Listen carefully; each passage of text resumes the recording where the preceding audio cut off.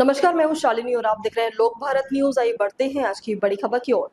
48 घंटे में भारत छोड़े पानी बंद। पहलगांव आतंकी हमले के बाद मोदी सरकार के 5 बड़े फैसले, जिससे करहा उठेगा पाकिस्तान। पहलगांव आतंकी हमले के बाद मोदी सरकार सख्त कार्रवाई कर रही है।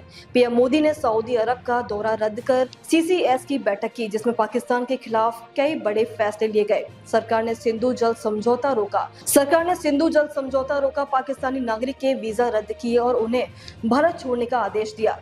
पहलगांव आतंकी हमले के बाद केंद्र की मोदी सरकार एक्शन में दिख रही है। पीएम मोदी सऊदी अरब का दौरा रद्द करके वापस दिल्ली लौटे और सीसीएस की अहम बैठक की। इस बैठक में सरकार ने आतंकवाद पर चोट देने के लिए पाकिस्तान के खिलाफ कई कड़े फैसले किए हैं। सरकार ने पाकिस्तान के साथ सिंधु जल समझौते को रोक दिया है। इसके अलावा भारत में रह रहे सभी पाकिस्तानी नागरिकों के वीजा रद्द कर 1 मई तक उन्हें भारत छोड़ने का आदेश दिया है। पीएम मोदी की अध्यक्षता में हुई सीसीएस की बैठक में पाकिस्तान के खिलाफ 5 बड़े फैसले किए गए हैं। इन फैसलों से आतंकवाद के सरगनाओं के साथ पाकिस्तानी हुकूमत पर चोट लगना तय है। विदेश सचिव विक्रम मिस्री ने कहा है कि इस आतंकवाद हमले की गंभीरता को समझते हुए सुरक्षा मामलों की कैबिनेट समिति ने ये 5 फैसले लिए हैं।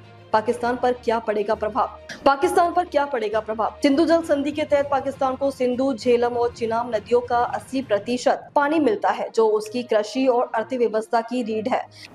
पाकिस्तान में 47 मिलियन एकड़ से अधिक भूमि की सिंचाई इन नदियों पर निर्भर है। पाकिस्तान की आपूर्ति रोकने से पाकिस्तान के पंजाब और सिंधु प्रांत की कृषि उत्पादन, विशेष रूप से गेहूं और चावल पर गंभीर असर पड़ेगा, जिससे खाद्य संकट और आर्थिक अस्थिरता बढ़ सकती है। भारत का ये कदम पानी की सर्जिकल स्ट्राइक के रूप में देखा जा रहा है। दूसरा है इंटीग्रेटेड चेक पोस्ट अटारी का बंद होना। अटारी बाग सीमा भारत पाकिस्तान के बीच सीमित व्यापार का प्रमुख केंद्र है। इसे बंद करने से पाकिस्तान का भारत के साथ आयात निर्यात, विशेष रूप से कृषि और कपड़ा उत्पादन का व्यापार प्रभावित होगा। इससे पाकिस्तान की पहले से कमजोर अर्थव्यवस्था पर और बोझ पड़ेगा। तीसरा है पाकिस्तानियों का वीजा रद्द करना।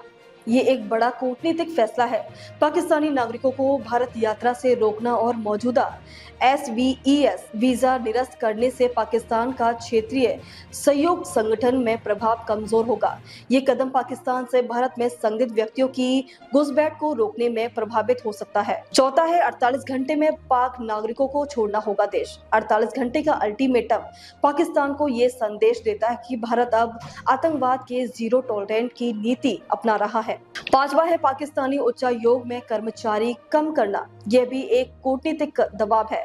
पाकिस्तानी रक्षा सलाहकारों को निष्कासित करना और भारत के रक्षा सलाहकारों को वापस बुलाना दोनों देश के बीच सैन्य और कूटनीतिक संबंधों को न्यूनतम स्तर पर ला देगा। ये पाकिस्तान को वैश्विक मंच पर अलग थलग करने की भारत की रणनीति का हिस्सा है। ये कदम भारत की ओर से स्पष्ट संदेश है कि वह पाकिस्तान के साथ किसी भी सैन्य या रणनीतिक सहयोग को तैयार नहीं है, जब तक कि आतंकवाद पर उसका रुख नहीं बदलता। 25 भारतीय और 1 नेपाली नागरिक मारे गए थे। कई अन्य लोग घायल हुए थे। सीसीएस ने हमले की कड़े शब्दों में निंदा की है और पीड़ितों के परिवार की प्रति गहरी संवेदना व्यक्त की है। घायलों के शीघ्र स्वास्थ्य की होने की कामना की है। अब तक के लिए बस इतना ही। फिर होगी आपसे मुलाकात। तब तक के लिए नमस्कार और देखते रहिए लोक भारत न्यूज।